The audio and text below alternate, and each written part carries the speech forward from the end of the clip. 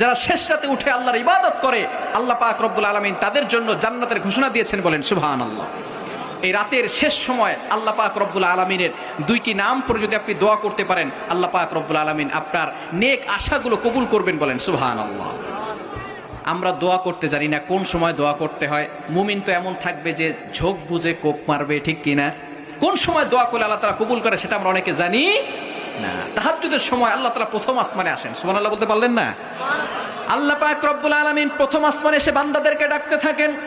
পবিত্র কোরআনুল কারীমের ভিতরে আল্লাহ পাক রব্বুল আলামিন জানিয়ে দিয়েছেন, হাদিসের ভিতরে রয়েছে, বুখারী শরীফের 1145 নম্বর হাদিস, ইয়ানজিলু রাব্বুনাল্লাহু তাআলা, আল্লাহ পাক রব্বুল আলামিন প্রথম আসমানে এসে বান্দাদেরকে ডাকতে থাকে, ও আমার বান্দারা, কার কি লাগবে আমি আল্লাহর কাছে চাও।